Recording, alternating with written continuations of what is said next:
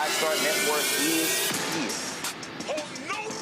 I'm real revolutionary right now. Support this man, Black Media. He makes sure that our stories are told. Thank you for being the voice of Black America, Roland. Hey, Black, I love y'all. All momentum we have now, we have to keep this going. The video looks phenomenal. See, there's a difference between Black Star Network and Black-owned media and something like CNN. You can't be Black-owned media and be scared. It's time to be smart.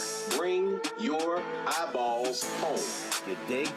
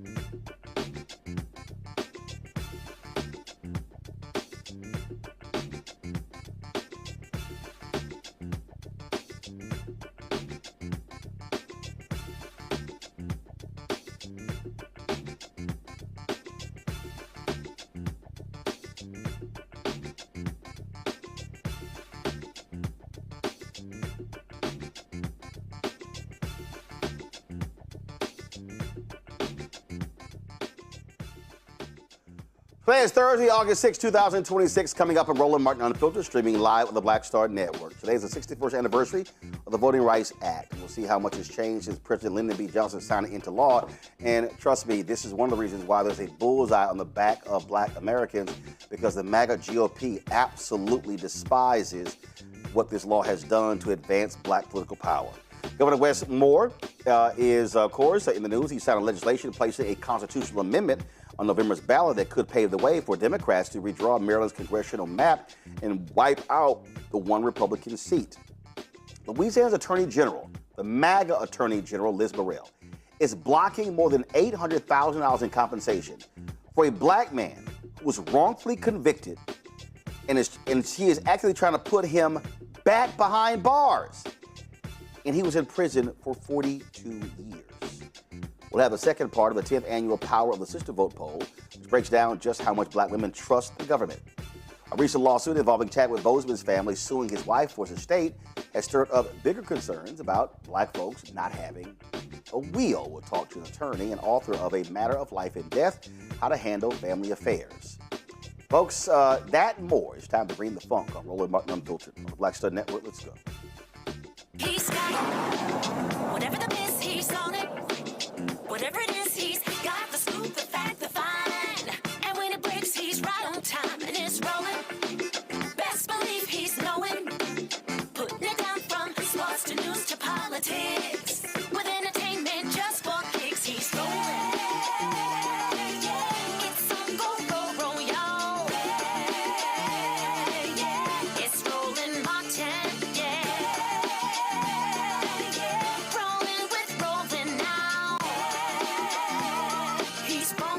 He's real, the best, you know he's Roland Martin now.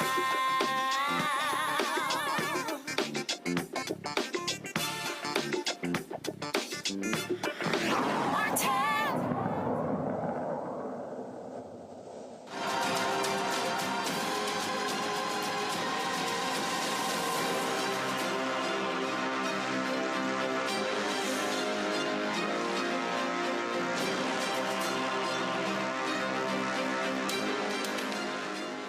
I am not going to stop explaining to you how MAGA is trying to destroy black progress. This war on black America is real. It is a war when it comes to voting rights, when it comes to housing, when it comes to civil rights, when it comes to education, economics, social justice, you name it. And today's the anniversary of the 1965 Voting Rights Act, signed into law 61 years ago by President Lyndon B. Johnson. Now, the reason that's important, because when you look at Project 2025, look at the attack, they are zeroing in on the three Civil Rights Acts of the 1960s, the 64 Civil Rights Act, 65 Voting Rights Act, 1968 Fair Housing Act. When you look at how they are wiping out disparate impact, that's all because of it. When you heard folks like Charlie Kirk literally say 1964 Civil Rights Act was wrong, there's a reason they're saying that. Because the right believes, the MAGA right believes, that the downfall of America began with the 64 Civil Rights Act, the 65 Voting Rights Act, and the 68 Fair Housing Act. Now understand, when the Voting Rights Act, which had to have been reapproved every 25 years, it was never a contentious vote. It was literally damn near unanimous. Republicans did not oppose the Voting Rights Act in major ways. You look at the vote when George W. Bush signed it into law. No big issue. So what happened? What happened for Republicans to all of a sudden go to war against the Voting Rights Act? Easy. A black man becoming president. It was the election of then Senator Barack Hussein Obama that said, oh, hell no, we can't have this. So what then happened? Shelby County, Alabama, began to sue. It was Shelby County versus Holder. And what they said was they felt it was unfair that states that had a long history of racial discrimination in voting had to get pre-cleared by the Justice Department, and other places did not. So they sued. The Supreme Court ruled in their favor. And what then happened was, that was Section 4. And what then happened was these southern states raced to change voting laws. Because no longer would the federal government have to approve any changes. Now let me explain to y'all when we say changes. Literally, if these states that had a history of racial discrimination when it came to voting, they could not change a polling location. They could not change the time of the polling location. They could not make any changes when it came to voting unless it was pre-cleared by the Department of Justice. They said, we have got to wipe this out. And a right-wing Supreme Court let them do it. Now understand what Chief Justice John Roberts said. He said, oh, well, if you look at the voting numbers and you look at how black people have been voting over the last 30, 40 years, you're seeing how well they're voting. So there's no need to have pre-clearance since their numbers are tremendous. The reason the numbers kept going up was because there was pre-clearance of the Justice Department. But John Roberts had always despised the Voting Rights Act. When he clerked for Rehnquist, they wanted to get rid of provisions of the Voting Rights Act. Now, so you had that case. Then you had another case that dealt with the Voting Rights Act out of Arizona that dealt with Section 2. Then you had Louisiana versus Clay this year. What you have to understand is that they know they could not completely eradicate the Voting Rights Act. So they can't rule it unconstitutional, even though Clarence Thomas would love to do so. Sam Alito would love to, Alito and Thomas would love to get completely rid of the Voting Rights Act. Others are like, no, we can't do that. So what we're going to do is we're going to pick it apart. We're going to euthanize it. We're going to render it impotent. And case after case after case after case after case, that's what they've done. Why? Because of this right here. This is why I wrote the book September 2022, White Fear, How the Browning of America is Making White Folks Lose Their Minds. Because see, y'all, the election of Obama caused them to go, oh, shit. Then as they looked at black turnout, and then the Congressional Black Caucus becoming the largest caucus of Democrats in the House, then all of a sudden, they looked at black political power on the state level, county level, city level, school board level, and they saw where you had all of these black folks who were in office and these black folks who were now making decisions. They were like, oh, no, we can't do this. We can't do this because, see, now, not only are they having political power, they're wielding it. And by them wielding the political power, what I mean by that is, they said they're now driving economic power. And they're driving economic power, educational power, they're driving social justice. We're going to lose control of this country. They understand that the greatest growth of black people, they're in the South. Those are the Confederate states. So they said, no, no, no, no, we cannot in any way have these Negroes gaining more power.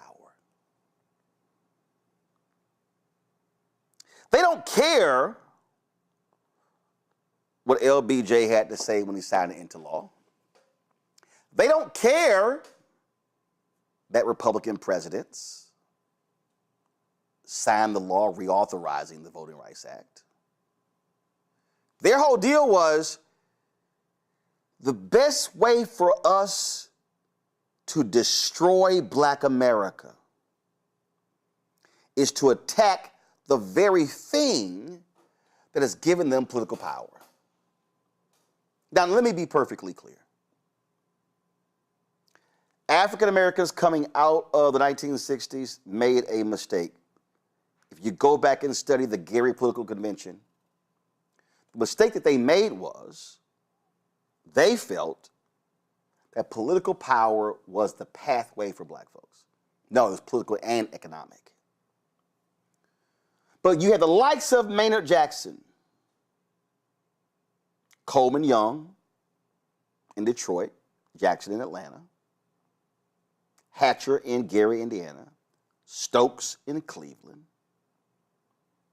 You had these Black mayors in these cities, Marion Barry in D.C., who were using political power to create economic opportunities for African Americans through set-asides, affirmative action program. Reagan gets elected in 1980. Reagan attacks those programs. The Supreme Court begins to chip away at those programs. And they said, we got to go for the whole ball of wax. I'm walking y'all through this because I believe that too many Black people, too many seasoned saints, too many middle-aged Black people, too many Gen X Black people, too many Black millennials, too many Black Gen Zers, too many Black Gen Alphas have no understanding of the history of the Voting Rights Act, what it took to get the Voting Rights Act, simply take the vote for granted, not understanding why they were so afraid to let Black people vote.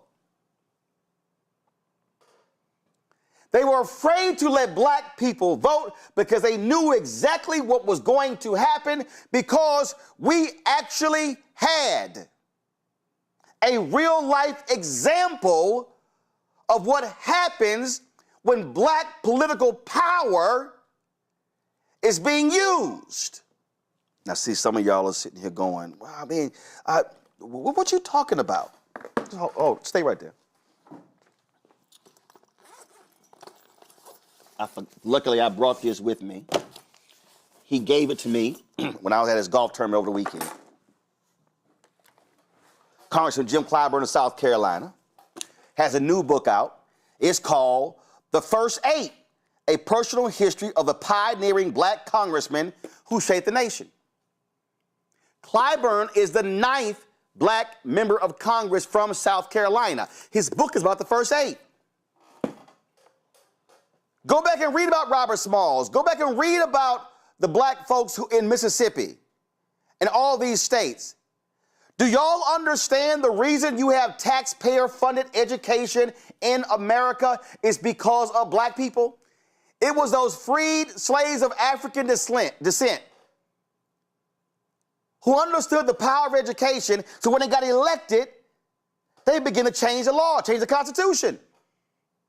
A majority of the South Carolina legislature were Black folks.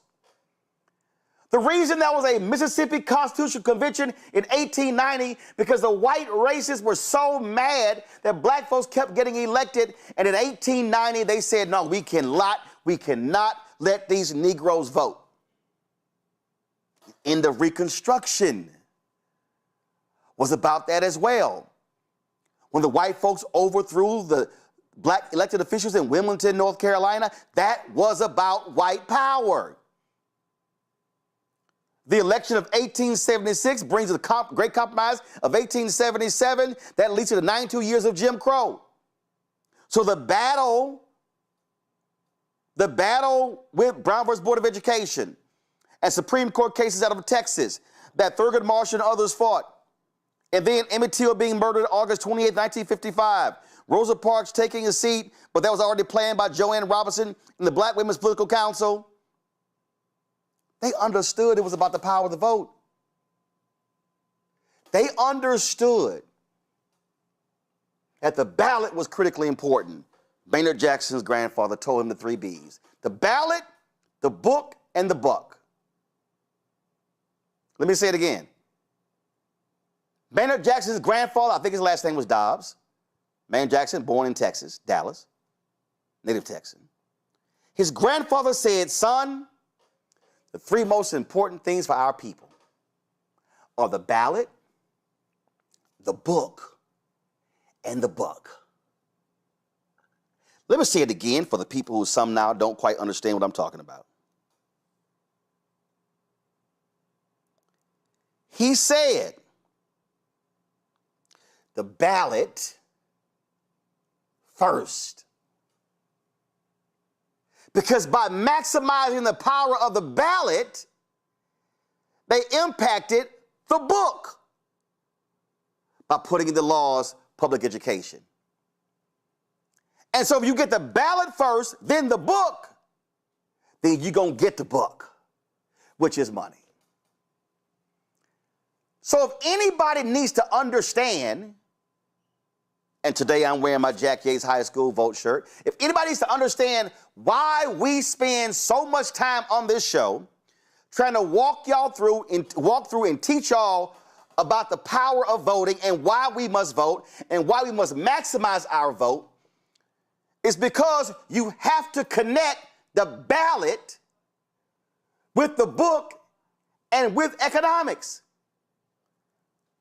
Because in the history of America, black folks were frozen out of corporate America. And so black folks were able to get government jobs, federal, state, local, and also by having political power, force corporations to do what's right. So what I need for this generation to do is stop these bullshit, asinine conversations that I see on social media where these folk listen to fools who say, your vote don't count, your vote don't matter. You got folks who are black who say that, yet you cannot show me a single white activist, white professor, white person who will say the same. Because they know and understand there's something that is tremendously powerful about that vote. They know full well that when you use that vote and when you wield that vote, it literally scares the hell out of them. And so here we sit 61 years later, and they're doing all they can to limit, to twist, to challenge all sorts of things. Trump wants his law put in place, the so-called SAVE Act. They want all those things put in place. Because y'all, they are scared of us. Because they have seen with their own eyes on 2 previous occasions. They saw it in the aftermath of the Civil War, during Reconstruction, and they saw it in the aftermath of this law being passed 61 years. When in Alabama, we doubled our turnout. When they saw how we was just, y'all, when I was in Mound Bayou, there's a picture there where they said when they were passing out voting applications, it was almost a riot trying to grab theirs. People need to understand what is going on here. People need to understand that when we talk about the Voting Rights Act, we should literally treat the day of the Voting Rights Act as if it is actually the true birthday of America. Because prior to the 1965 Voting Rights Act, America was not practicing democracy. We can cite the founding fathers, but the folk who fought to make the 65 Voting Rights Act real, those of America's true founding fathers. Because as King said, America, be true to what you put on paper. And history will forever record that it was black people who forced America to have to look itself in the mirror and say, until you give everybody right to vote, we are not free. My panel, Dr. Greg Carr, Department of Afro-American Studies at Howard University. Greg, glad to have you here. Also, Avis Jones-DeWeaver, glad to have you here as well. We'll be talking to Avis as well about the National Coalition of Black Civic Participation. Their poet, Dr. Larry J. Walker out of Orlando. Glad to have y'all here as well.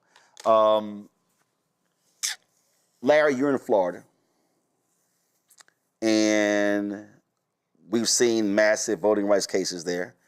We've seen Governor Ron DeSantis do all he can to restrict access to the ballot.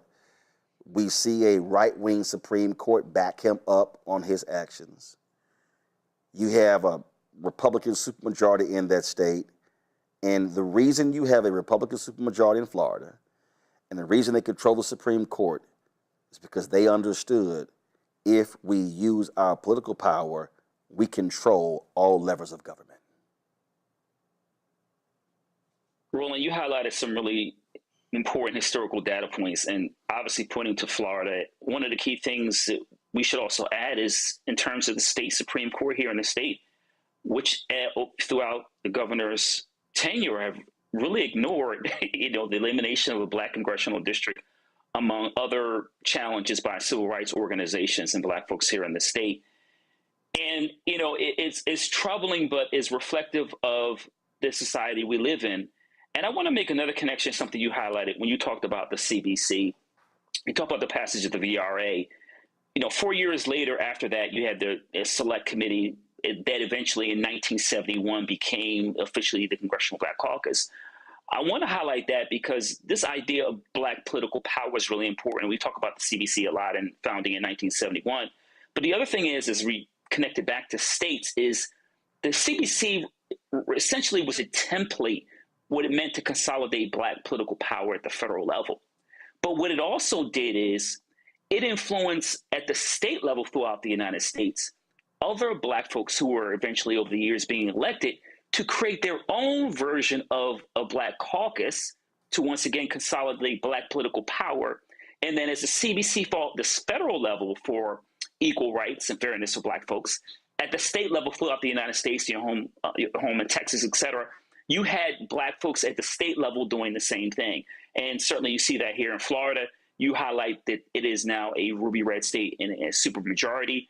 It was once a purple state. And we've been seeing the political shift as it continues this, as we have this midterms in this election cycle. The other thing is, Roland, as it relates to, when we talk a lot about the CBC, we think strictly about, black Democrats. But it's also important to note as it relates to VRA, Senator Tim Scott, as an example, in South Carolina, who's a Republican, would not have been elected if it wasn't for the VRA.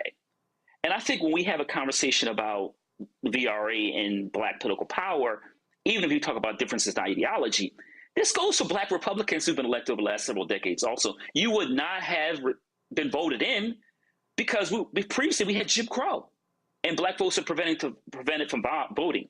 So as it relates to when we talk about the CBC at the state level, I said, and the fight for equal rights at the state level through the VRA, This is why you talk about people have fought the dismantling slowly over the last several years to prevent so many Black folks from having power. We see, Minority Leader Jeffries is an example. Eventually, he's going to be Speaker of the House, and you can believe they would do whatever they can, particularly as we, move closer to the midterms, to make sure that never happens. Avis, when I listen to these people, and let me be clear, we understand the numbers in terms of how Black people have voted. There was a point when Black people voted in a significant way for Republicans, and then Black folks began to vote for Democrats, and then you begin to see the shift. But there's something that people, and Michael Harry and I were talking about this here, there's something that I need Black people, Avis, to understand, and that is if you study American history, wherever Black people vote in significant numbers in terms of party, white folks go the other way. There was a conversation on Jamie Harrison's podcast, Leah Daltrey, Mignon Moore, and others. This is what they said, and I need people to understand what's really going on when we start talking about Black folks and white folks and voting. And there's some realism that needs to be adopted or acknowledged. When you look at the numbers in presidential cycles, the Democratic Party has not won the white vote since LBJ. Mm-hmm. Wow. You mean when he said by signing this piece of legislation, we're going to lose the South forever? He was right. We have not won the white vote since LBJ. And the way we have won the presidency is through high turnout among Black, the base, the identity politics, along with a minority of white folks. So if that's the case, then logic says you better invest in the folks who are making the difference for you, because the white folk haven't been won by us since 1964. And the presidents who've been elected, the Democrats, have openly said that. Yeah. But for these voters, I would not have been elected. And if you believe, as I think we all do, that this is not about us versus them, but it's about creating an environment where we all feel welcome, then you will look at your budgets and say, listen, we do need to get some share of the white vote back, but we also know that we have to heavily invest in the communities that we believe in, Black women, who we know will show up because we have so much invested in what we don't. If we don't show up, I mean, we talk about 300,000 women that have lost their jobs since the new administration. So, So how do we change that in the party's politics? I mean, that's my biggest frustration, and I think all of us, in some extent, worked in or around the 2024 election, and we saw, the party raised almost $2 billion when you think about it, between the party and the presidential campaign and some of the super PACs. But yet we know the end results. We know where the vast majority, even though Black women, 90% turnout, Black men, 80 some odd in those spaces, but the percentage of those resources, the consultants that were hired, were not reflective of where our votes are coming from. The same. It's been Who was doing the hiring? Yeah, exactly. It's been the same since I worked for the DNC in 1980, and nothing has changed. Well, I would argue a little bit, slightly differently, because I think that part of the problem is who you do have at the table and who you do have. Right. The budget is the most important part of any apparatus, as you know, Jamie. Yeah. And you got to have signature authority. Leah knows this. I know this. You know this, Jamie. If you don't have signature authority, you don't have insight into where all this money is going. Right. That's right. And so part of the equation foundation of changing is you got to have somebody in the room on the money. I guess I done told the whole world money. One of the things, and I wish I would have sat down with y'all and talked a little more early on, is when you do have signature authority, you don't sign it away and give it to somebody else. Right. Hello. And I'm going to be very honest. That is a lesson that I learned, and I learned it too late. Mm-hmm. All right, we're going to talk about the money piece later, but Avis, the point right there is when black people vote one way, white folks run for the other way. Oh yeah, that's absolutely true, and it's absolutely correct. Bishop Daltrey was absolutely right when she said that no Democratic presidential candidate has carried the white vote since the passage of the 1964 Civil Rights Act. That's absolute fact. This issue that they're talking about, this broader issue, though, of investments and where should the party invest in order to be able to pull together a winning coalition, as they mentioned, they've been stuck on stupid with that for years. I mean, come on. They have not... to get a Democrat to win, you need to maximize the vote of your base and get enough of the white vote. Absolutely maximize that as much as you can, but you're not going to get the majority. And it never ceases to amaze me the amount of attention that is put on trying to win voters who, quite frankly, aren't interested in voting for you. They ain't into you, boo. There just seems to be this fascination with, can we get some of these Trump voters to start to vote for us? Instead of figuring out how can we maximize the black vote and other voters who are base voters, as well as turning out the white vote that is likely to vote for you. And when you know that you have a demographic that consistently provides for you 80 to 90% of their vote between black men and black women, there is no excuse to continually be stuck on stupid doing the same darn things over and over again, which is, and I will name it, the way I describe it is, their specific investment in the black vote is about a turnout investment.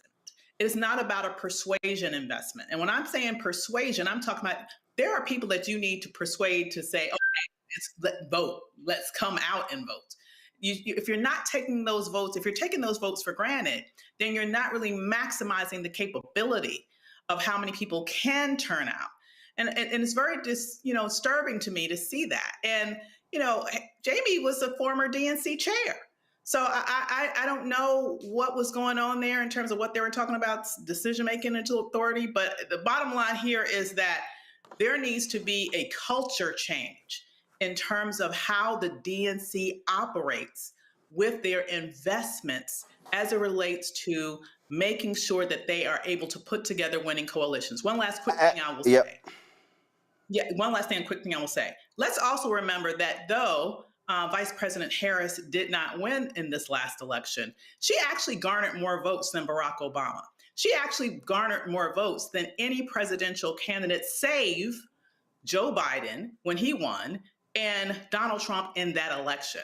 And so to me, the problem was they got distracted by trying to go after, once again, white women voters and trying to maximize them instead of really going all out, trying to make sure that they reduce the number of 90 million people that did not vote, especially those that were black.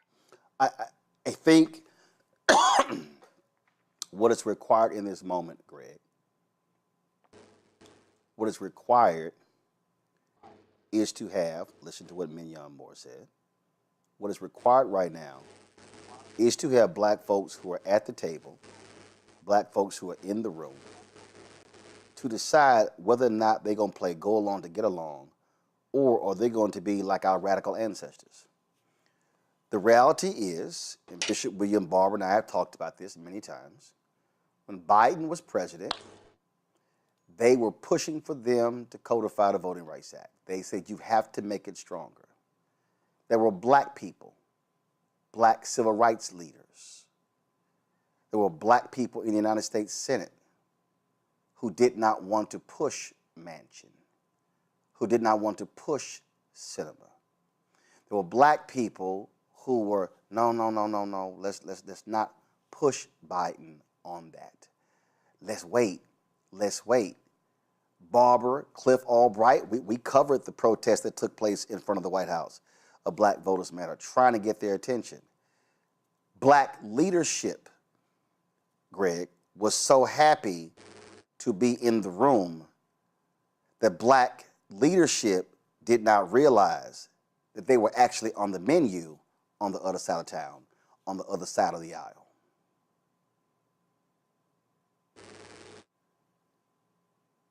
Roland, you're right. American Negro elected political class, and I'm saying American Negro and not African people in the United States, not African American, because I'm talking about a particular ideological posture. American Negro leadership has become increasingly indistinguishable from corporate Democratic Party objectives. God bless Jamie Harrison, utterly worthless as a theorist or a tactician when it comes to the black vote. I think since the passage of the Voting Rights Act in 1965, 61 years ago, what we have seen is an inexorable shift in black elected leadership toward the type of duopoly politics, win by trying to press along the margins of those who have participated to date. It's been a shift in that direction, and it has alienated millions of black voters. And so I think the villain of this piece, it seems to me, isn't black folk who are in the Democratic Party or not in the Democratic Party. The villain is people who have not been organized well. Black Voters Matter, of course, is moving in the tradition in the tradition of the Student Nonviolent Coordinating Committee. Remember that SNCC was a multiracial coalition grounded in African people. Now, what does that mean? When we look at the battles that we have faced, skin color, of course, is the reason that these white nationalists have been able to hold together their coalition, because they're purebred racists. We saw the addled racist clown Donald Trump today with that bubble-headed Stephen Miller go after birthright citizenship again, including saying that people who are members of, who are born in U.S. territories, if they can get Congress to introduce legislation they can pass, will not be birthright citizenship. So look out, Puerto Rico. And then several other categories, including so what they call birth tourism, even though Donald Trump's own miserable ass father was in his mother's womb at 5 months pregnant when she came into the United States illegally. But they're never going to give that up, and that kind of racism holds their coalition together. On the other side, you can build a multiracial coalition, but and one that is grounded in non-white voter participation, but it requires organizing. As William Barber has said many times, Reverend Barber, as people have said all over the South, certainly Black Voters Matters has said this as well, the South isn't red or blue. The South is under-organized. What does it mean to have representation?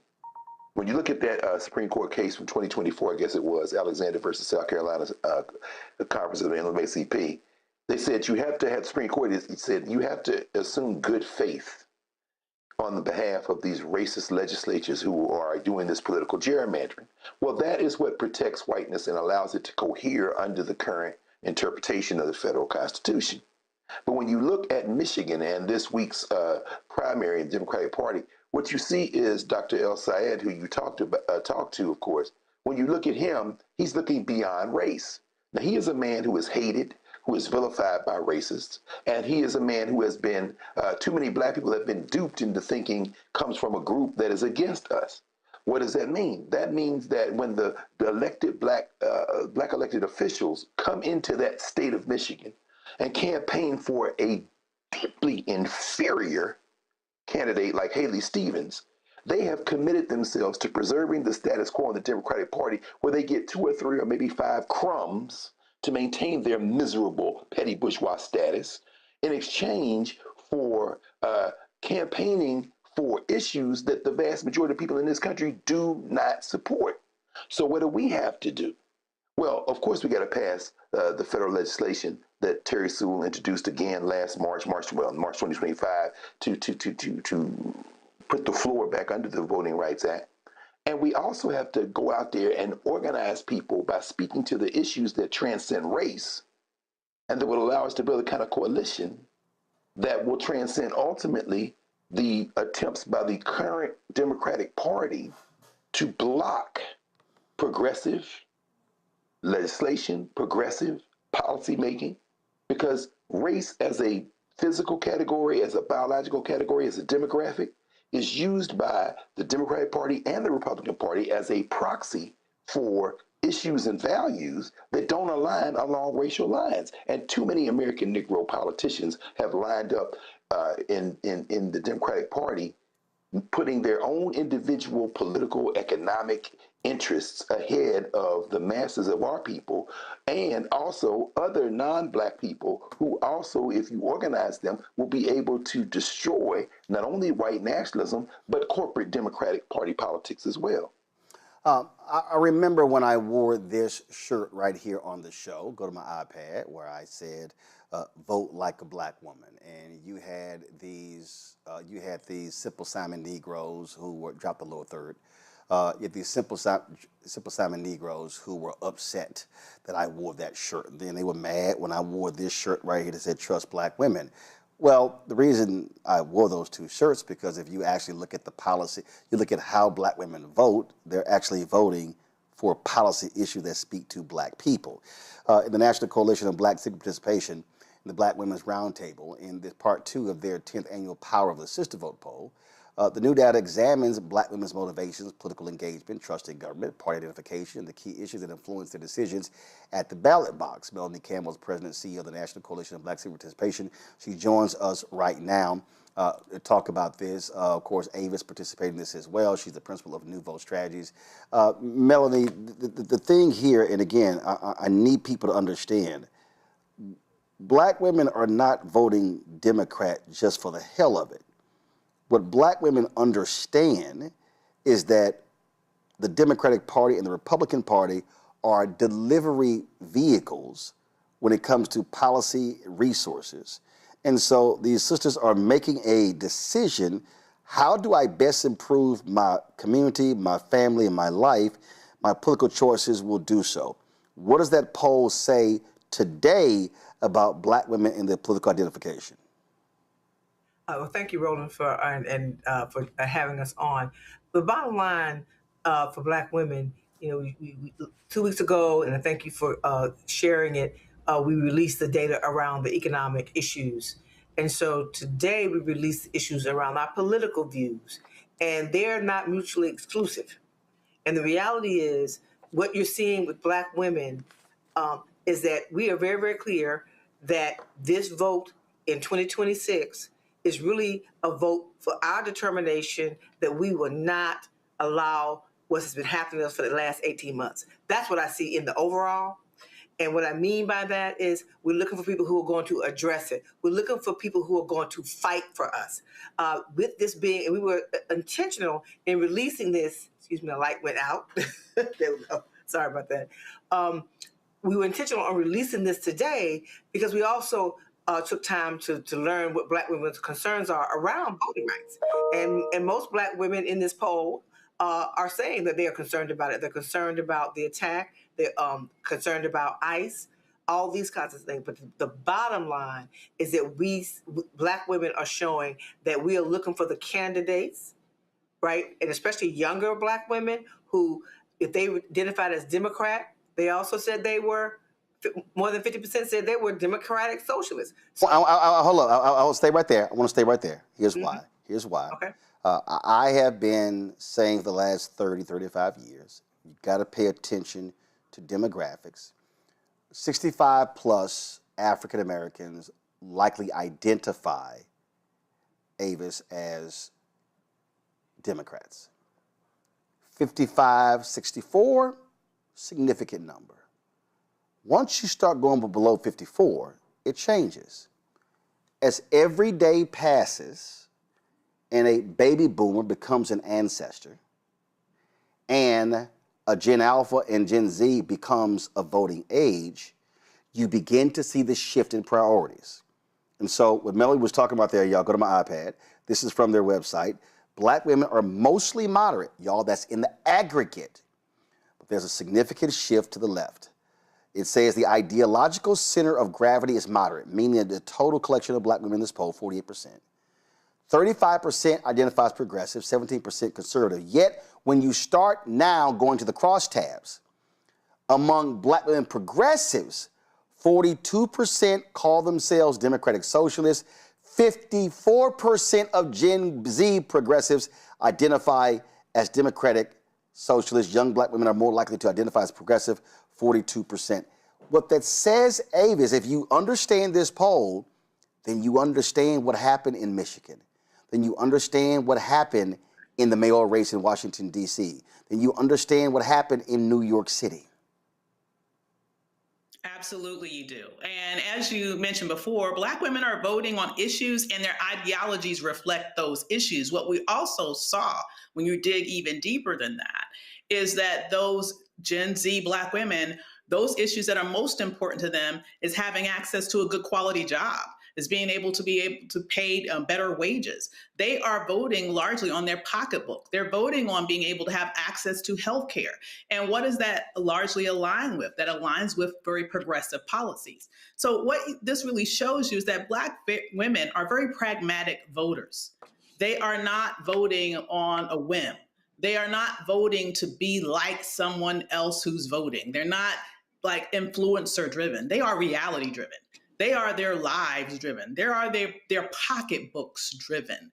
And when they find that what they want is being articulated by a specific sect, that is what's going to attract them by generations. Maybe the priorities are a little bit different for boomers, for example. The number one issue priority for boomer women was protecting the social safety net. It's a different stage of life. So if you're looking at, why are Black women voting in the way that they are? It's because they have specific priorities that they are looking to protect.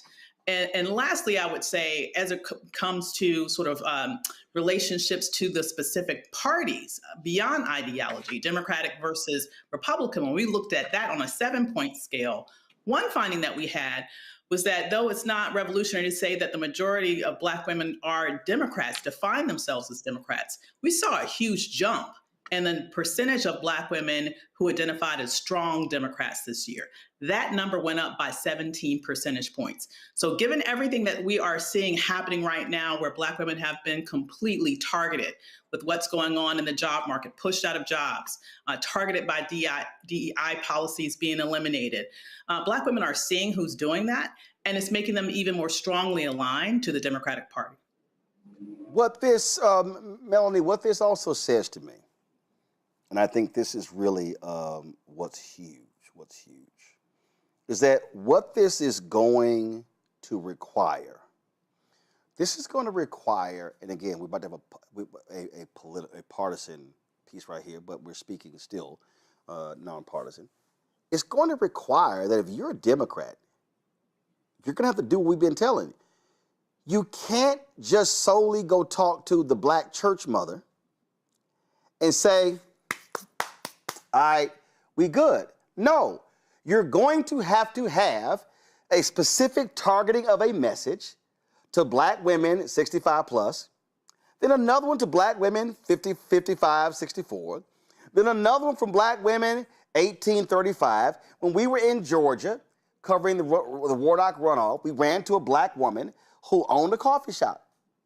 And we were interviewing her, and she said, listen, I'm a woman. I understand reproductive rights, but I ain't having kids. This shop is my baby. So what I care about are taxes. So I'm listening to Warnock and Walker. And this is what these folks don't seem to understand. The micro-targeting of Black people has to take place. Otherwise, they're going to lose with sort of this one shot reaches everybody. Well, Roland, I'm not being political, but I'm going to put my analyst hat on. I've been in this a long time, so I feel like I could be an analyst for a minute. Right. When you look at that Michigan race, when I stayed up, like a lot of us, political junkies, watching those numbers, I knew that man was getting ready to win.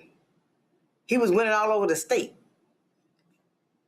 Stevens, I think her name is, never crossed and led. And then when they were saying there was 300 and some thousand votes left in Wayne County, and she was happy, but she didn't win. Why is that? Because something different was happening with black folks in Detroit, because it's still a majority black city, and something different happened. And I think when we get to really getting deep into the analysis of it, it's going to reflect what we saw in this poll.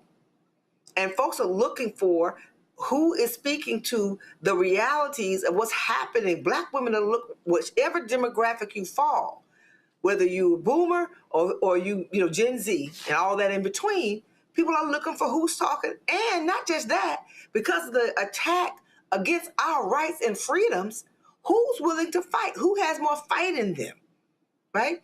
And that's when I saw that, I said, oh yeah, this guy's got that. And we woke up, and that's what happened. And so the Democratic Party, who primarily that's who most black people vote for, if they want to win, they're going to have to figure that out. No, not figure out. Real Republican Party. No, I dare say not figure out, Melody. I think follow me. Follow me here. Follow me here. That's what I was about to say. I don't mean figure out. I think what has to happen. This is what has to happen. I was just making this point about black caucus members, black mayors, black state reps, black state senators, black school board members. What is going to happen is black political leadership. They are going to have to take your poll,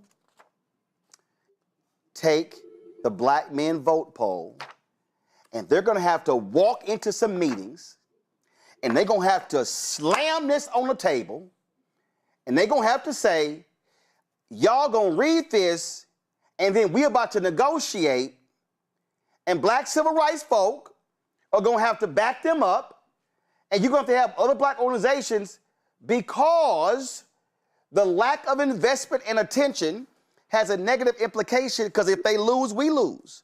I'm looking at public policy. And so this is the moment, and I want two of you to speak to this before I let you go, and I have that you go first, Melanie. This is the moment where black folks, CBC members, are going to have to get some guts. Me and Clyburn spent a lot of time to talk about this over the weekend, challenging these folks at every facet, meaning the DNC, the Democratic Governors Association, the DCCC, the DSCC, the state legislators, Democratic governors, all the PACs, the Democracy Fund, the entire infrastructure, because I have no desire to hear any black elected official bitching and moaning in the middle of October about we don't have the right investment. Where in the hell were you in early August? Melody first, then Avis. Bottom line is that if you need the black vote, you're going to have to work for it. Black folks have been attacked. You've been talking about it ever since before it happened, talking about Project 2025 to where we are now, and having lived 18 months of an all-out assault on Black America. And so we are fighting for our children's future. I'll be okay. May have a little rough road, but the ones who are coming behind us will not be. And so this is an existential threat that we cannot take and take it lightly. I'm not saying that congressional black members are bad. All I'm saying is here's some information for everybody. It's public information for anybody to use to be able to hear from 1,000 black women, and not just those who identify as African American. We had nearly 14% that represented from the African continent, immigrants, Caribbean, Hispanic. So there's also another layer within this that also helps you identify. We went deeper than we normally would, and being able to try to identify that. For our purposes of being able to develop our messaging, to understand what we need to do, be able to develop an agenda around that for black women, and deal with the time. It's not a pendulum swing moment. This is a generational shift moment on where we will find ourselves in 3 months. This is not going to end unless we fight back and win, nonpartisanly speaking. I don't want them to go to the table, Avis, hoping they read it. I want them to go to the table saying, You are going to read it, and then here is the plan of action that we are submitting, and we expect you to allocate the funds. And matter of fact, we don't need y'all putting somebody white over it. We got enough strategists who know how to activate ourselves. That actually was what has to happen, Avis. It absolutely has to happen because, honestly, as you mentioned, this is how that party helps itself. And if elected officials would do that, it would save the party from itself.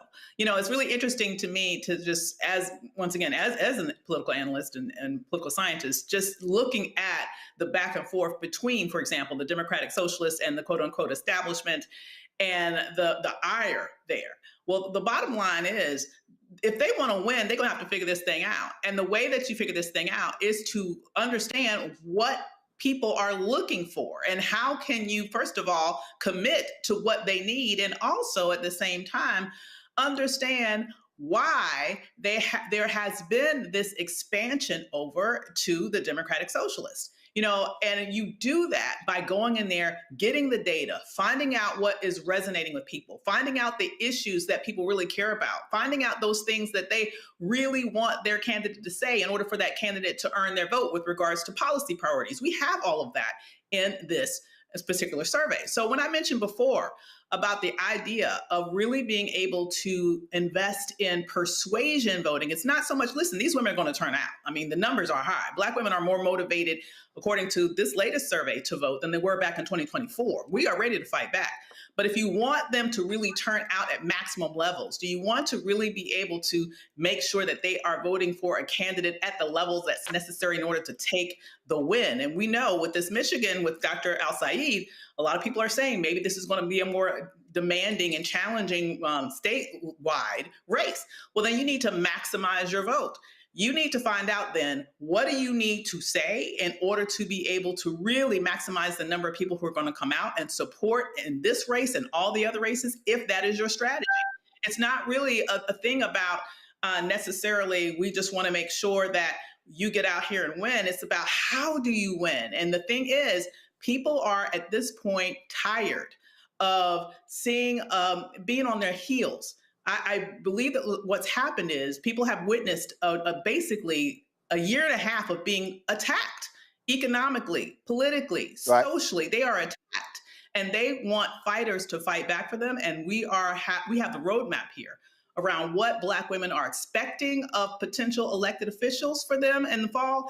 And if they want to win, they need to go there and learn this, read this, and make sure that they are committing to act in the direction that will maximize this specific demographic coming out and supporting them, which would make all the difference come election day. Folks, go to ncbcp.org, ncbcp.org, to see the results of this survey. Melanie Campbell, we surely appreciate it. Thanks a lot.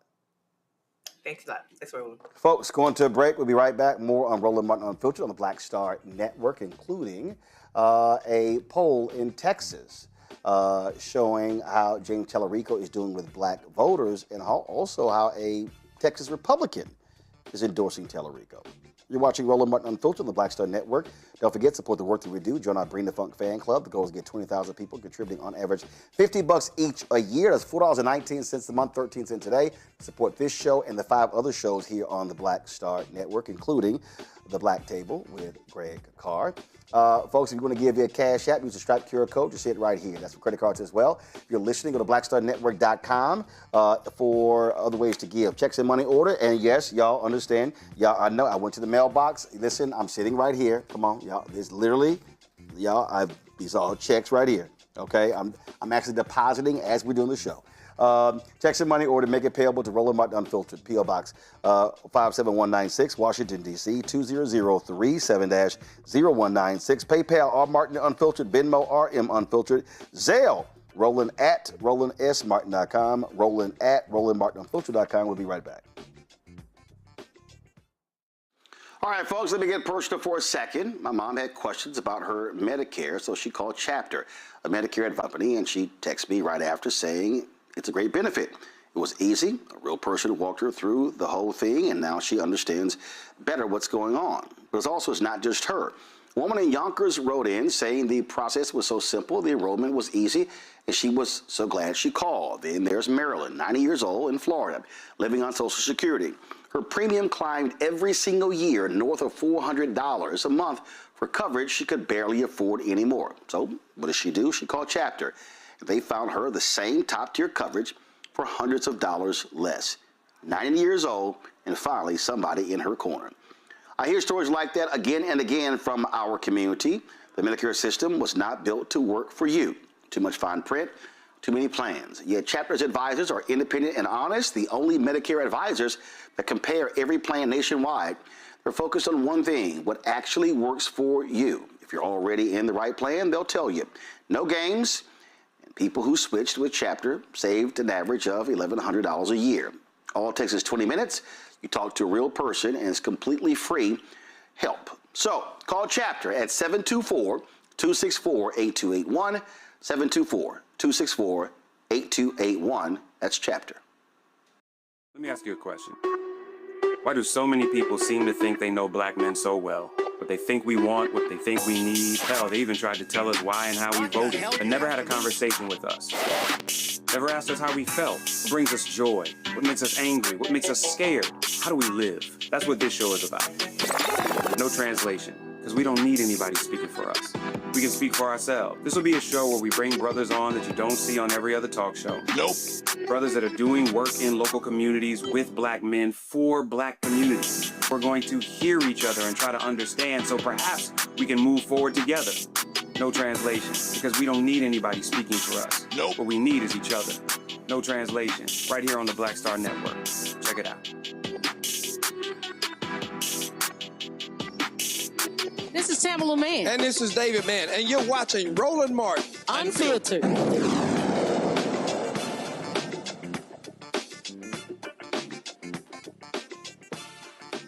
When Prince died in 2016, 10 years ago, he did not have a will. When Aretha Franklin passed away in 2018, there was lots of drama over whether she had a will, one that was found in a couch, and what to make of it. 2020, when actor Chadwick Boseman passed away, he did not have a will. Now, Boseman's brothers, Derek and Kevin Boseman, have filed a lawsuit against his widow, Taylor Simone Letward, to settle their legal dispute. The family is asking the court to suspend and remove Chadwick's surviving wife as the administrator of his estate. This type of situation is not uncommon. Recording artists and actors and many other people, white and black, has happened to them.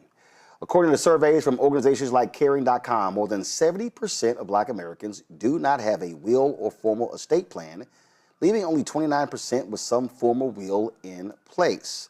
Attorney and author of A Matter of Life and Death, How to Handle Family Affairs, Jahan Crump Gibson, joins us right now. I'm glad to have you here. I'm 57. I literally had a meeting yesterday with an estate planning firm to go over a series of things. Not only what happens to me when I pass away, what happens to this show, to this network, to my assets, to house, art, what happens, who gets taken care of, nieces, nephews. Not only that, the conversation has to be what happens if me and my wife both pass away. And so I'm already saying, okay, who I want as my executor. If that sibling passes away, I've already identified a board of my nieces and nephews who will then handle the estate. For a lot of us, people say, well, man, we don't have anything. But that's not true when you start talking about if you own a home, if you own a car. There are assets that are there, but you also have to deal with the debts that people have as well. That is so true. And I'm glad, and pardon me, I have a little laryngitis. It's all good. Thank you for having me. We hanging in there. But I hope folks follow your lead. And even if you're out there and you don't have a network like Roland Martin, as you said, if you have a house, if you have a car, if you have a Chime account, if you have some clothes, you have an estate and you need to plan for it. And I think often people think, okay, I'm not wealthy, then I don't have to go through this. But our estates have to go through the same process that Aretha's, Chadwick's, Prince, everyone else's did, and we don't have the money that they do, right? So imagine how much gets eaten away and what's actually left for your loved ones when you don't plan.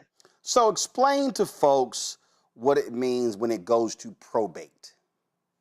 Yes, I call probate is the ghetto, Roland, and we want to stay out of it. So probate court handles administration of someone's assets when they've passed away and assets are in their name alone. So what do I mean by that? If you have a house in your name alone, even if you have a will, guess what? It goes to probate court. And probate court is ultimately a process. Some boxes have to be checked, creditors have to be dealt with. And at the end of it, the property can ultimately pass to who you want. Now, in the absence of a will, state law is going to determine who that is. And you may or may not want that, which is why it's so important to get estate planning done. Again, we start talking about assets. You just talked about if the house is in your name.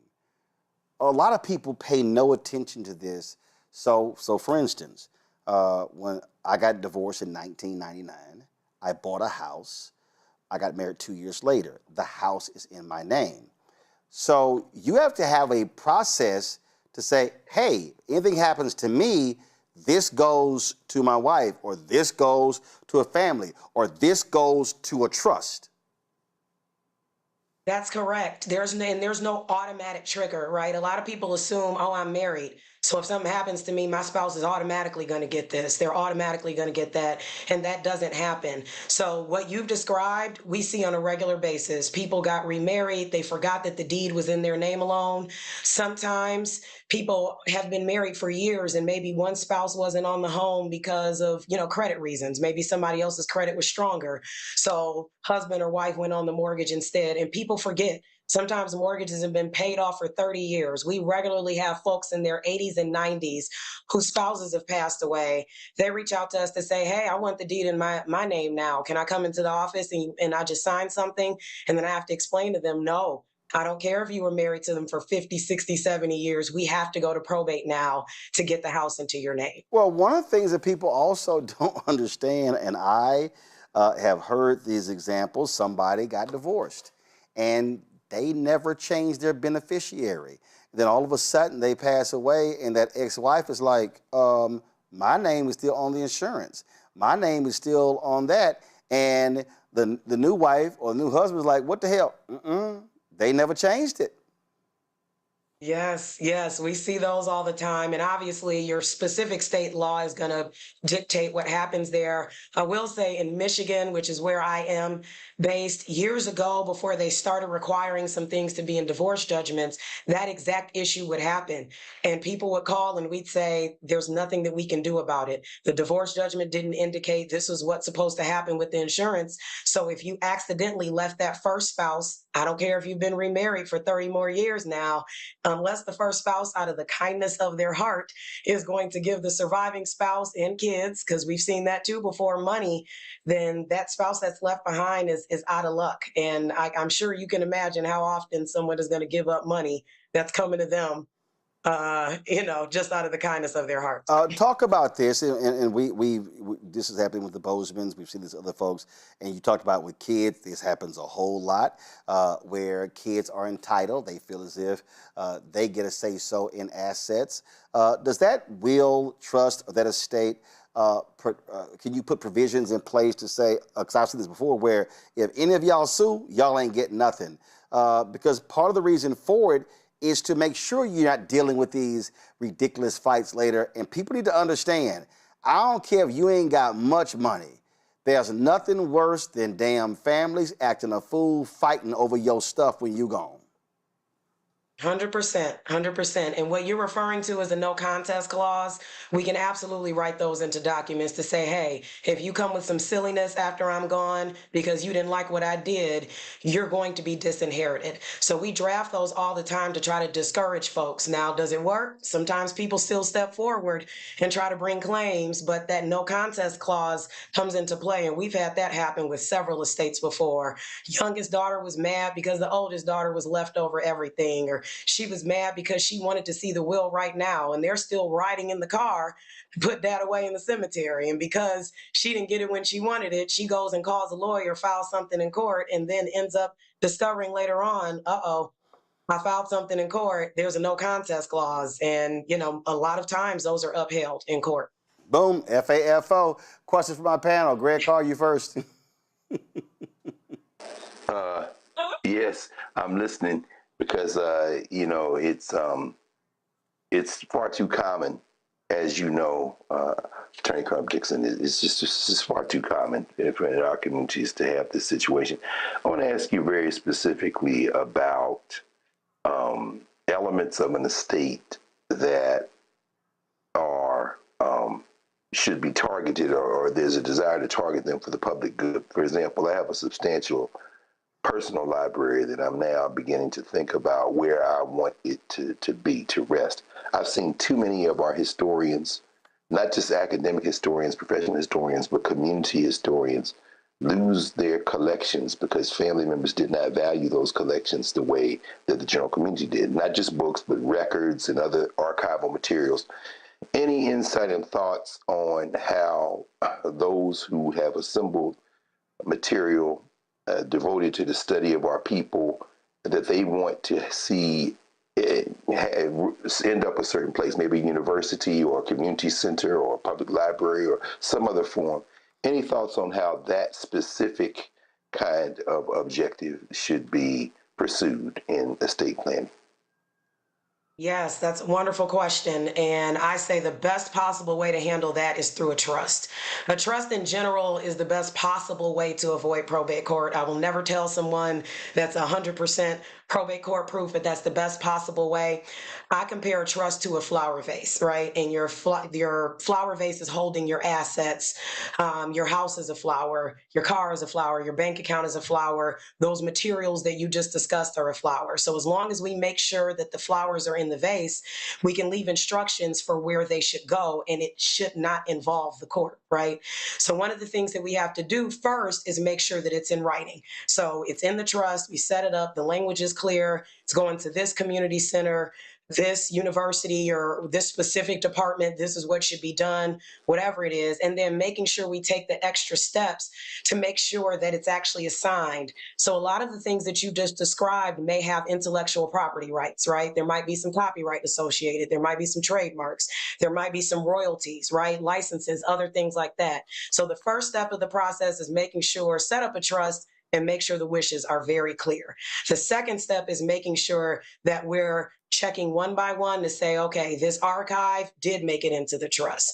This specific collection that I have, this art that I have that I came up with, this collection of stories that I came up with that I have copyright protection on, I made sure that I took the extra step to make sure that made it over into the trust as well. Let me actually, to piggyback on that before I go to Larry.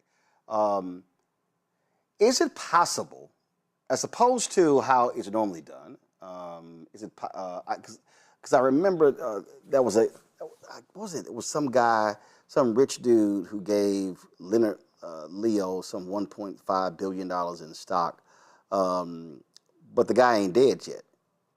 Is it possible to, let's just say if Greg says right now, I'm going to give my book collection, my archives, to this entity, but it will stay in my possession until I transition. And so then for the next 10, 15, 20, 30, 40, 50 years, he has it, but it's already well established where it's going. Is that doable? Yes. Yeah, so what you're describing is essentially what we call a life estate in the legal world. So you're maintaining whatever it is right now, and you still technically have control over it, but if something happens to you, it's going to pass to whoever you name. And you can do that with the materials that we were discussing. You can do it with a house. You can do it with other things. So it's totally possible to decide right now what happens and then still maintain control over it and keep it in your possession. Larry? Yeah, so my question relates to, we're increasingly seeing, Black people who are born here, U.S. citizens, and deciding maybe they're going to live abroad as expats. And, I'm wondering what kind of challenges that may cause if perhaps an individual passes away, but is still a citizen here, maybe has some property here, but they've lived abroad for a certain period of time? That's a wonderful question. So if they don't have a plan, unfortunately, probate may be necessary in the U.S., right, in the state where their property is, and also abroad where they live. And we've had this issue come up with folks that, were abroad in South America, Canada, overseas in Europe. And what ends up happening, unfortunately, is that people, especially when they don't have a plan, have to end up probating assets in all these different places. And I'll take a step back from overseas. Actually, a lot of times that happens within the U.S. So I may open an estate and somebody had property in Nevada, or also Alabama, also Georgia, and especially if it's land, right? We talk about this heirs property that exists a lot in our families. That has to be probated where it's located. So oftentimes when people are not planning, whether it's abroad or whether it's here and in multiple states, when you're not planning, that just creates more of a disaster, essentially. So regularly we have to hire lawyers in other countries, right, and coordinate with them when we're dealing with someone that has passed away and may have citizenship there or here or assets in both places. Avis? There is times in which we're having conversation maybe with some elders in our family, and we are trying to convince them to move forward with this planning, and it's maybe difficult to get them to face this reality, to plan ahead. What suggestion might you have for individuals that might be a caregiver or might be working with an elder in their family who have not taken these steps? What might you suggest can be said to try to convince them to move forward and make this step a necessary thing that they do without them feeling like this is some sort of way of them acknowledging that, okay, I'm not living forever, I have to prepare. Right. Right. This is an issue that we deal with all the time. And the seasoned saints, as I call them, it's getting older isn't easy, right? You're dealing with a lot of stuff. You're having to face your mortality. And the biggest thing that we find with the seasoned saints is they don't want to feel like they're losing control. So the way you should approach the conversation is in such a way that you're saying, hey, listen, you're still the captain of the ship. You're still controlling things. We just want to make sure that whatever you want goes. So let's make sure we put some plans in place so that it isn't falling into the hands of someone else, or someone else isn't deciding, whether it's a family member or a judge, who's controlling your affairs, what happens with your things. So we often say just lead with that. Make sure you're saying you still have your independence. This is your stuff. I don't have a dog in the fight. I just want to make sure that your wishes are followed. And sometimes, this ends up happening a lot, we tell folks, listen, maybe bring the seasoned saint in for a consult with a qualified estate planning professional, because sometimes you can, beat the dead horse and talk to that relative and tell them every day, mama, you got to get your stuff together. You have to. And they're not going to listen to you. And all of a sudden, when they come in and talk to me, it's like manna from heaven, and the gates open up, and all of a sudden I want to do my plan. So sometimes it helps to have a third party also kind of back you up as well. One of the things, John, when I was in my meeting yesterday, they talked about how you also have to, in your estate planning, lay out your medical decisions. Do not resuscitate. Lay out instructions if I am incapacitated. Do these things. That is often done so you're saving your family members from having to make an extremely difficult decision. I know someone whose mother was ill, and they amputated one leg, and then they amputated another. They're about to amputate, and finally one daughter was like, listen, enough, let mama go. And one sister didn't want to do it. And I remember one of my aunts, when she was like, listen, I'm tired, I'm ready to go. And again, we want to hold on. And I said, listen, our dear brother Clarence Jones, who's Dr. King's attorney, Clarence was like, man, listen, I had a hell of a life. I'm ready to go. And he literally stopped eating. And he was like, enough. And they put him into hospice, and he passed away shortly thereafter. But he was like, enough. So talk about that this estate planning is also part of that, while you're still here, you leave instructions in terms of how you want to transition. Thank you so much for that, Roland, because I always tell people just say estate planning is only about death. It's only about death. It's about living. People are living longer. They're not necessarily right in the best position to handle their own affairs, or they may get to a point where they can't make decisions for themselves. So in steps, medical directives, powers of attorney, the term of art is going to differ depending on the state that you're in, but they all do the same thing.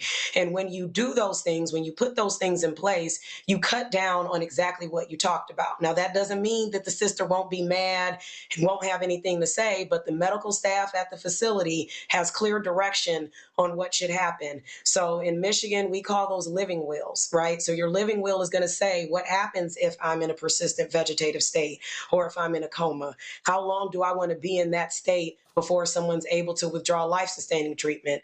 Some people say, I don't want to be in that state for 5 seconds. Other people say, freeze me and keep me alive forever. Do whatever you have to do. The last thing you want is your children or your siblings or your spouse and your parents, because we've seen all of the above arguing and bickering, and we've seen this stuff go to court with what should happen. Sometimes people also can't make the tough decision, which is understandably so, especially when you don't know what mom, dad, or whoever wanted. Should I pull the plug? I don't know.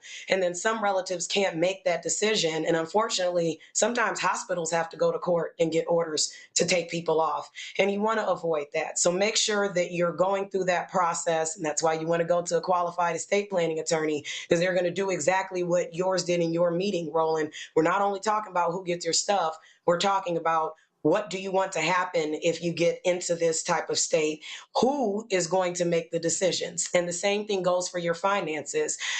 When you're sick, the bills still got to get paid. The utility company still wants their money. Mortgage company still wants their money. Uncle Sam still wants his taxes. Somebody has to be able to handle that. And if you don't put the proper powers of attorney in place to empower someone to do that, then you have to go to probate court. So probate court exists for dealing with people's stuff after they passed away, but it also exists for handling people's affairs that can't do it because of some sort of illness. And there is a huge increase in the dockets for guardianship and or conservatorship proceedings. Term of art depends on your state, but it's a huge uptake because people miss that step. They're so focused. Maybe they did do a will or do some other stuff, but they completely missed what happens if I can't participate in my own medical decisions or handle my financial matters anymore. All right, last question for you. When Reverend Dr. E.K. Bailey was alive, he had battled cancer.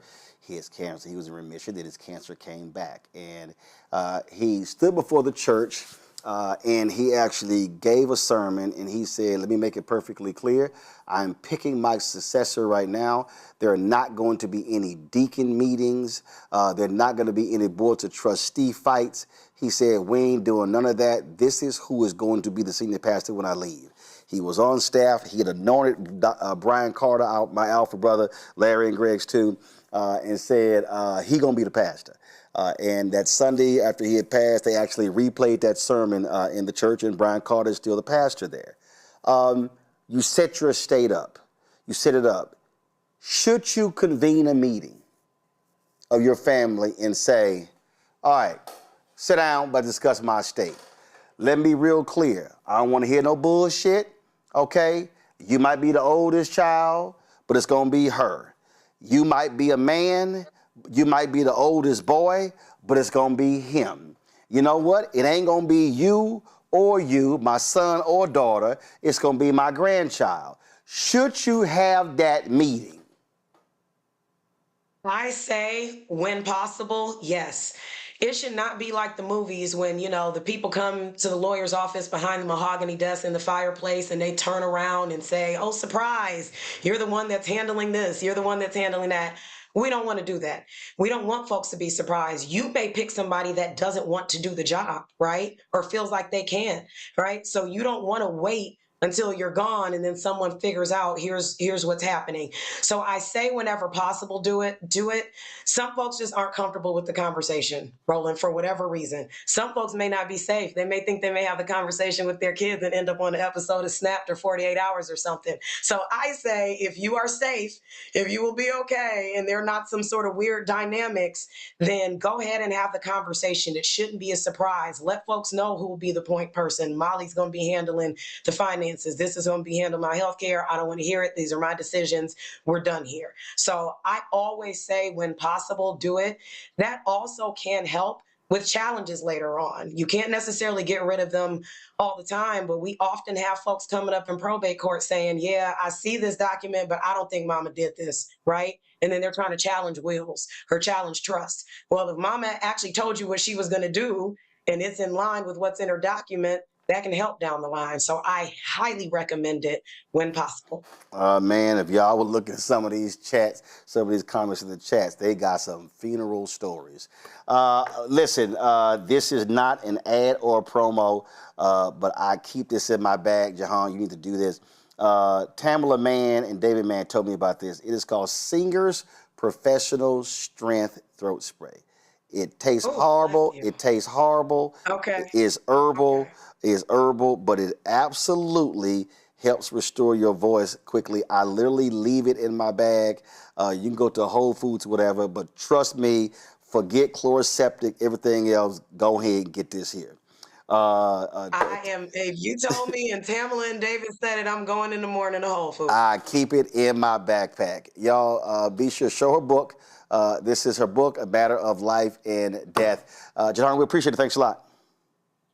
Thank you so much. We come back, we're going to talk about Texas, critical United States Senate race. A big-time Republican endorses James Tellerico, and what's going on with black voters in Texas. You're watching Roland Martin Unfiltered on the Black Star Network. All right, folks, let me get personal for a second. My mom had questions about her Medicare, so she called Chapter, a Medicare advisory company, and she texted me right after saying it's a great benefit. It was easy. A real person walked her through the whole thing, and now she understands better what's going on. But it's not just her. A woman in Yonkers wrote in saying the process was so simple, the enrollment was easy, and she was so glad she called. Then there's Marilyn, 90 years old, in Florida, living on Social Security. Her premium climbed every single year north of $400 a month for coverage she could barely afford anymore. So what does she do? She called Chapter. They found her the same top-tier coverage for hundreds of dollars less. 90 years old, and finally somebody in her corner. I hear stories like that again and again from our community. The Medicare system was not built to work for you. Too much fine print, too many plans. Yet Chapter's advisors are independent and honest, the only Medicare advisors that compare every plan nationwide. They're focused on one thing, what actually works for you. If you're already in the right plan, they'll tell you. No games. People who switched with Chapter saved an average of $1,100 a year. All it takes is 20 minutes. You talk to a real person, and it's completely free help. So call Chapter at 724-264-8281, 724-264-8281. That's Chapter. Let me ask you a question. Why do so many people seem to think they know black men so well? What they think we want, what they think we need. Hell, they even tried to tell us why and how we voted, but never had a conversation with us. Never asked us how we felt, what brings us joy, what makes us angry, what makes us scared. How do we live? That's what this show is about. No translation, because we don't need anybody speaking for us. We can speak for ourselves. This will be a show where we bring brothers on that you don't see on every other talk show. Nope. Brothers that are doing work in local communities with black men for black communities. We're going to hear each other and try to understand so perhaps we can move forward together. No translation, because we don't need anybody speaking for us. Nope. What we need is each other. No translation, right here on the Black Star Network. Check it out. I'm Russell L. Honoré, Lieutenant General, United States Army, retired, and you're watching Roland Martin Unfiltered.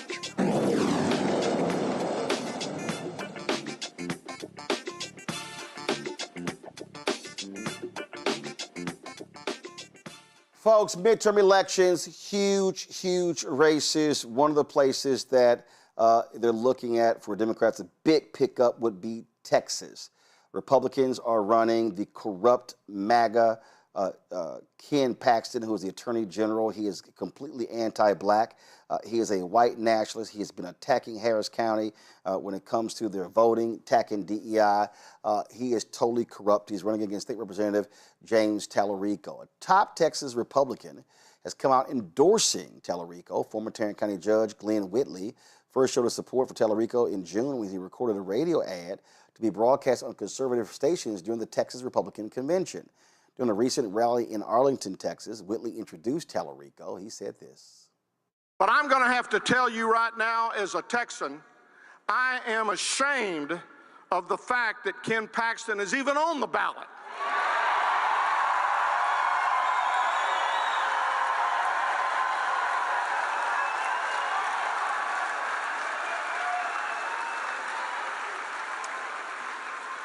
I believe him to be the most corrupt politician that Texas has ever seen. I picked up the paper this morning and read it, and I saw that in Allen last night he said, I'm excited to educate people about my record over the last 20-something years. Well, let me help him. He has avoided trial on securities fraud charges. He agreed to pay whistleblowers to resolve claims that they had. He was impeached by the members of his own party on allegations of bribery and abuse of office. His divorce proceedings have also received widespread publicity. Somehow he has managed to become a multi-millionaire while serving in public office. Now, he reportedly owns, I think, some 15 homes across this state and this country. No wonder he can't figure out where to vote.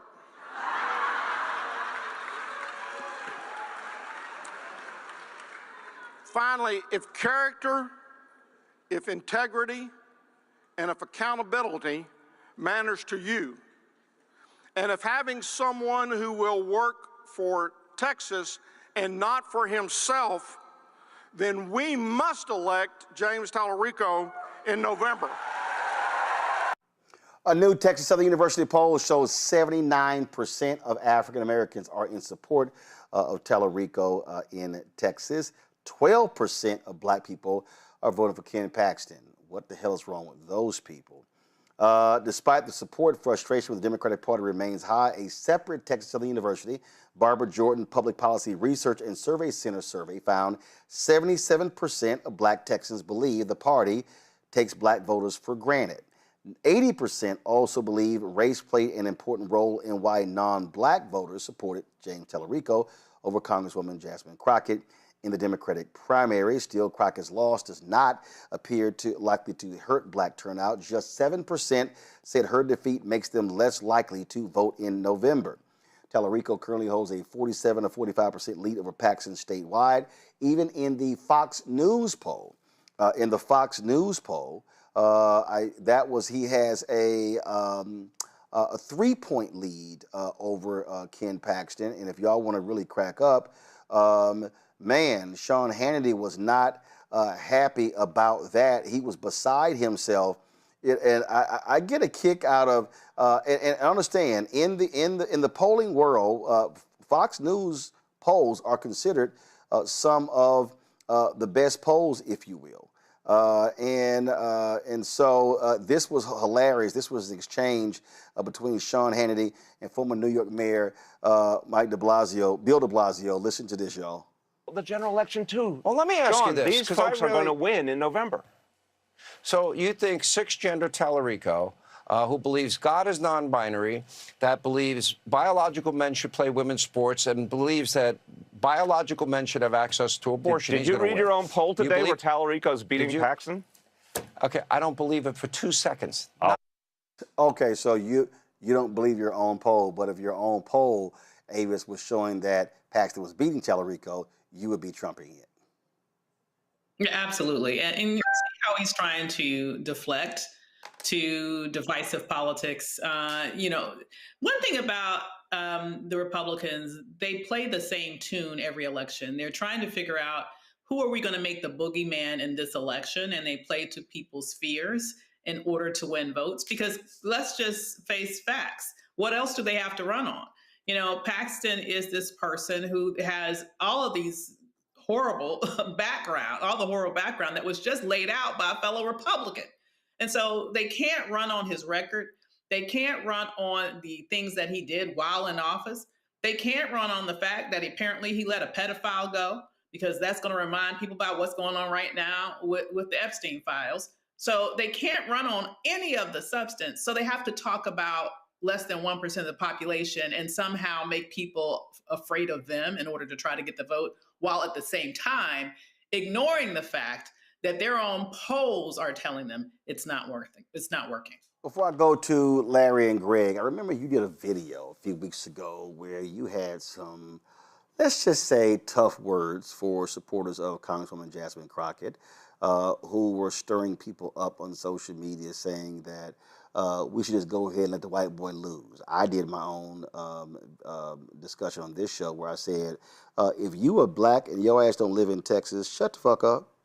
Because my parents are there, my brothers and sisters are there, my nieces are there, my nephews are there. And Ken Paxton will be in absolute danger to black Texans. And by defeating Ken Paxton and voting for James Tallarico, then we literally are putting Democrats in a position of controlling the U.S. Senate, which means we can block the Trump's agenda. Control room, get that soundbite ready where Mike Johnson said if they lose the midterms, the Trump presidency is over. That, to me, is what people have to pay attention to. This is what is called playing the long game. If Democrats hold Michigan, hold Georgia, win North Carolina, let's say win Maine or Iowa or Alaska, and they win Texas, they'll have 51 votes. That means Trump can't name one person without Democrats voting for them. If anything happens to a Supreme Court justice, Democrats don't even have to call a hearing, and I absolutely would tell them, don't call a hearing. Tell them, go call Mitch McConnell, ask him what he did to Obama. And so it's stupid, even for the 7% of people who voted for Crockett saying, I'm not going to vote. No. What the hell are you thinking?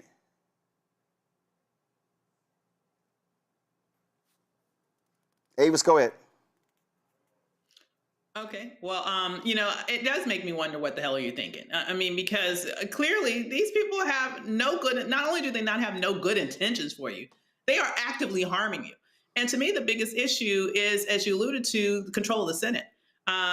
We like to forget now that Supreme Court appointees go through the Senate, and you don't need a 60-vote majority for that. You need a raw majority.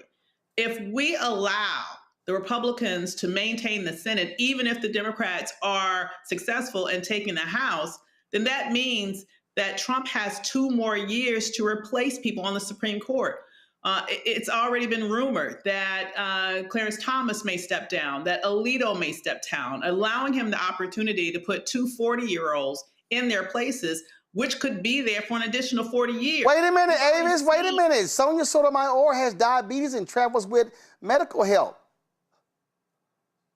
That's true. I mean, folk need to pay attention. Absolutely. These will have multi-generational impacts. And so instead of sitting here trying to be cute and say, oh, well, I'm just going to fold my arms up and not vote, understand that you're not only impacting what could happen in your lifetime, you're impacting the negative things that could happen in your children's lifetime, in your children's children's lifetime. Now's the time to man up, to woman up, and be strategic and think about the long game. This is not a plaything right now. This is about our lives. This is about our future. This is about our rights. And if you want to be able to stop that impending disaster that could be even worse than what we're already experiencing with this crazy ass right-wing Supreme Court, then you need to make sure that we are doing everything possible to put into place Democrats in the Senate so that they can control that. And that is critical in terms of making sure that we have Tallarico be successful in breaking the lockhole that Republicans have had in the Senate from Texas. Here's the thing for me, Greg, and I'm just going to use sports as a perfect example. Let's say this is a football game and your offense is trash. Let's just say you're the Baltimore Ravens and you really have Trent Dilfer as your quarterback. He ain't that good, but you got a kick-ass defense. You know what the defense would tell Trent Dilfer? What my Houston, Texas defense told C.J. Stroud, dog, just don't throw no interceptions and make mistakes. We'll take it from here. We don't need 30 points. we'll hold them to 3 or 7. We don't need you to do much. We have to sometimes recognize that playing aggressive defense is also aggressive offense. And so if someone said, I really want to see Jasmine Crockett win, okay, she didn't. Now what do you do? So if you said that I wanted Crockett because of her policies, well, how much do her policies differ from Tallarico? Oh, I'm sorry, who actually is the only person running for the United States Senate who Crockett has already endorsed? It's Tallarico. I need black folks to understand that when we talk about the United States Senate, Greg, you might be a senator from your state, but you literally are deciding public policy for the nation and the world. It's true. And let's take, for example, the senator from Tel Aviv, John Fetterman. He was elected by the voters from Pennsylvania, but he in fact represents B, the international killer in Israel. He is unashamed in that. And when it comes time to retire him permanently from the United States Senate, I hope that the voters in Pennsylvania will dispatch with him fairly quickly. There are only 100 senators in this country, in the United States of America. And at this time, each one of them represents not only the voters of the state they're in, but the special interests who have pumped them full of money, full of influence, full of other resources to do their bidding. And I think that, it's very interesting, Dr. Avis, reading the report that you all have given to us with NCBCP, looking at the top priorities of black women and how they changed between 2024 and 2026 in terms of number of the people who were polled. It's fascinating to me to see what I kind of perceive to be a distinction between what women of African descent who were polled see as priorities when there may be a little breathing room to operate, and what black women see as priorities when it's all hands on deck. Stop the bleeding. In 2024, this is before Bozo is returned to the office, to see reducing the cost of living, making housing more affordable, creating good paying jobs. Number 4, protecting public education and black history. The 5th, fighting discrimination and systemic racism, then protecting Social Security and Medicare. Now, if you go to the poll from this year, there is no protecting public education and black history. Number 1 is protecting Social Security and Medicare, then reducing the cost of living, then fighting discrimination and racism, then bringing down health care and prescription costs. Why? Because black women recognize, look, these white nationalists are after everything. So we must at least fight that battle to preserve the advances we have made. How does that relate to what you just laid out in Texas, Roland? It's very clear. We saw it in Michigan. Now, Melanie's right, looking at the returns, saying, okay, well, I knew that he was going to win. I wasn't at all sure because in Wayne County, many people of African descent were, to put it in the language of the Nation of Islam, hoodwinked, bamboozled, run amok, led astray. Because the politics of the moment have us campaigning on and reacting to our fears rather than our hopes. Now, whether it's Tallarico in Texas, whether it's Dr. El Sayed in Michigan, whether it is the black women who have broken through in places like New York with Avelia Chevalier, or Colorado with the lawyer Milat Quiroz, what you have is people articulating a vision of the society they want to live in rather than just playing that kind of defense.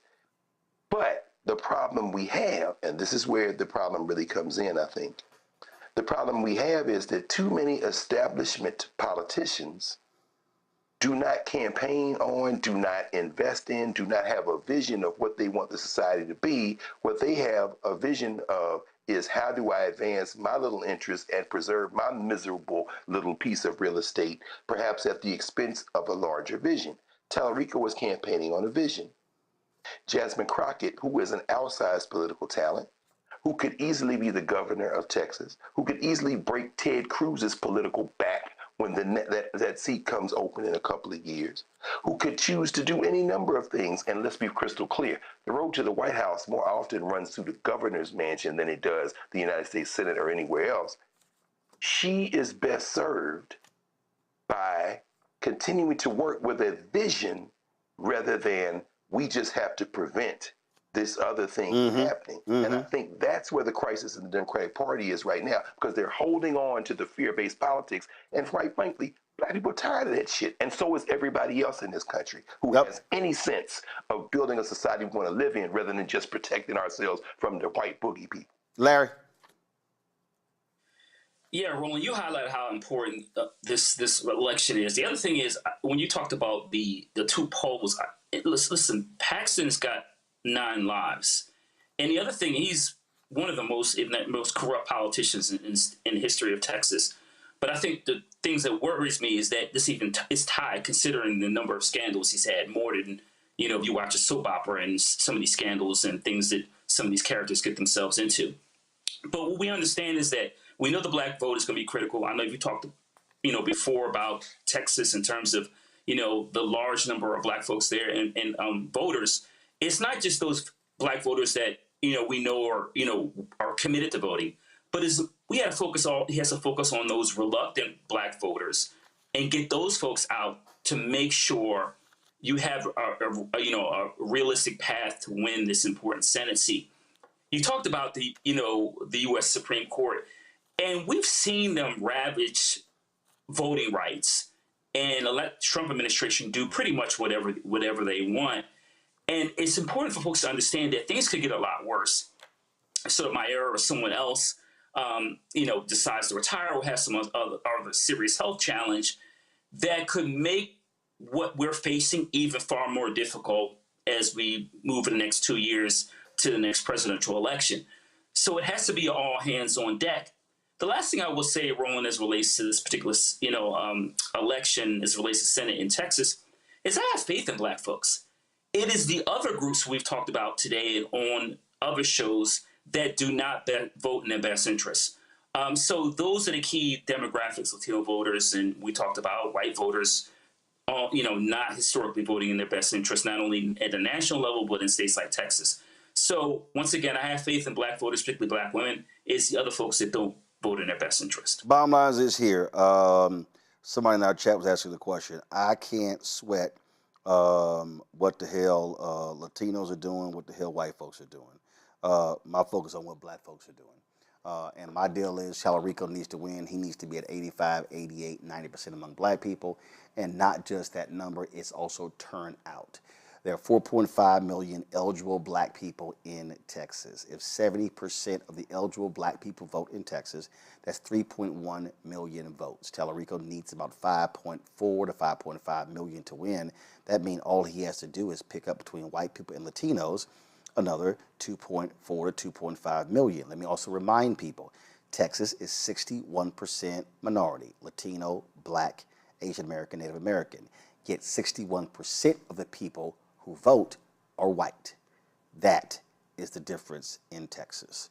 I'm going to move the other stories tomorrow. Greg, you're in Egypt. Tell folks what, and also it's almost 3 a.m. there. We appreciate you staying up late, joining us. People in chat like, man, Dr. Carl don't feel like talking today. I'm like, y'all, he tired. Tell folks what you're doing there. That's all right. Well, we're here with our annual study tour in Kemet, which is one of the names that people of African descent named the ancient Egyptian civilization. You've got about 70, a little over 70 folks here, including a nice contingent of HBCU students. Shout out to students from Howard University, Spelman College, and North Carolina A&T, including my niece is here. So we're having a good time. A lot of viewers. So there are a lot of people who are up right now at 3:01 a.m. in our various rooms here in the Nile Valley watching. A lot of people in the Bring the Fun fan club. So on behalf of everybody who rides with Roland Martin Unfiltered and the Black Star Network, I just want to thank you for continuing this fight. It's a lot of people, man, who are saying hello to you. And tomorrow we're going to Abydos, which is one of the major temples here in the Nile Valley, built by Seti I and finished by his son, Ramses II. And, we're serious about this. This is the kind of vision that Black people need to have. We never can forget our history. So, on behalf of them, brother, thanks for keeping the good fight going. So I've actually never been to Egypt. I was going to go a few years ago, and then let's just say a revolution broke out, so I ain't go. Keep me in mind next year. Love to bring our cameras there and remind me of the dates and everything so we can figure out to return to the motherland. And yes, white supremacist Richard Spencer, Egypt is in the motherland. It is the continent of Africa. But before we go, Greg, I don't know if you, Avis and Larry, caught yesterday's show. The end of yesterday's show, things got really insane with Robert Patillo. Robert decided to grab his flamethrower off of his wall, Greg, and walked us through how to connect his flamethrower to an AR-15.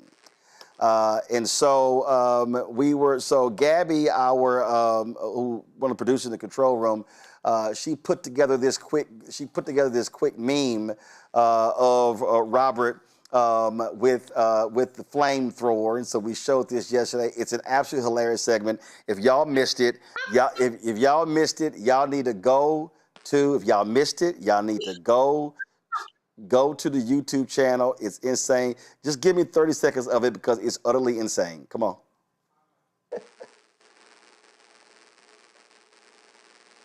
What the flamethrower people? Robert, is that real? Is that real? Of course it's real. It's a flamethrower. It looked like a damn toy. Your ass got a flame. Oh, see, this hooks onto the front of your AR-15. You can actually take this off. Oh my God! And hook that to the front of the rifle, so you can flamethrow directly from the rifle. The revolution will not be televised. But it will be live streamed. Somebody in the chat said, "Is Robert high?" It was insane yesterday. And so at the end of the show, Greg is looking. Greg done woke up. And so at the end of the show, I said we're gonna have to put this on the T-shirt. So I don't know if they have it ready, but by tomorrow, y'all should be able to get this on shopblackstarnetwork.com. Let me zoom in. It says. Roland Martin Unfiltered presents The Flamethrower, starring Robert Patillo. So this will be available on a T-shirt on shopblackstarnetwork.com. It was utterly insane yesterday, Avis. Well, he ready. He ready for the apocalypse. He's ready for any sort of war that people be talking about, all these wars, these race wars people be talking about. He ready for zombies. He ready for anything. I'm like, be prepared for everything. Clearly, if something goes down, I'm going to Robert's house. Larry?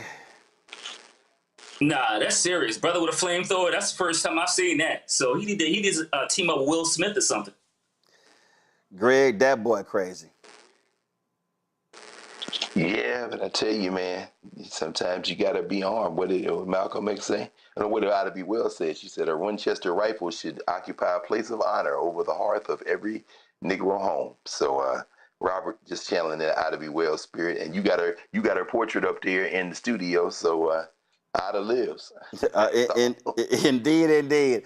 All right, Dr. Carr, appreciate it, Frat. Larry, I appreciate it, Frat. Avis, I appreciate it. Thank you so very much for being on today's show, folks. That is it for us. I appreciate y'all watching us. If y'all on YouTube, y'all should be hitting the like button. Y'all, we should easily be at 1,000 likes. So come on. By the time we end this show, let's be at 1,000 likes. Do me a favor. You want to support the show, join our Bring the Funk fan club. Our goal is to get 20,000 people contributing on average $50 each a year, $4.19 a month, 13 cents a day. Of course, it allows for us to do what we do at all the shows on the network. You want to give via Cash App, use a Stripe QR code. You see it right here. That's also for credit cards as well. Checks and money order, make it payable to Roland Martin Unfiltered, P.O. Box 57196, Washington, D.C. 20037-0196. PayPal's R. Martin Unfiltered, Venmo RM Unfiltered, Zelle, Roland at RolandSMartin.com, Roland at RolandMartinUnfiltered.com.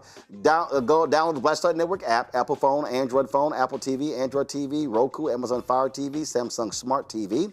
If you want to get our Roland Martin Unfiltered swag, go to shopblackstarnetwork.com. Our hats, t-shirts, hoodies, wall art, mugs, you name it, all sort of stuff there. Shopblackstarnetwork.com or the QR code in the bottom right-hand corner. Also, folks, if you want to get these products here from our black-owned companies, folks, we got, you name it, our marketplace. We've got golf balls, man. We got candles. We got hair care products, skin care products. We got baking mix, man. We got all sorts of stuff. More than 50 black companies on shopblackstarnetwork.com. So do me a favor, y'all, and go check it out. When you buy products from there, we got black-owned toilet paper and tissue paper. When you buy products from there, you also are supporting this show as well. So shop blackstarnetwork.com. Download the app, fan base. Follow me at Roland S. Martin. Folks, that's it. I'll see y'all tomorrow right here. Yes, I'm representing my high school. The reason, the colors of the show you see right here, my high school, Jack Yates High School, Houston, Texas, Magnet School of Communications. So this was the JY Vote shirt they gave me. So I'm representing JY, the trade in H-Town, Houston, 3rd Ward. That's how we do it. All y'all who went to Worthing and Sterling and Booker T. Washington and all the other little inferior high schools, Willow Ridge, Madison, I'm sorry. Y'all can't be Yates. And plus, the other thing is, why I also love JY, is why I love wearing the old Houston Rockets colors. Because when Moses Malone was there, it was the same red and gold. I'm going to see y'all tomorrow.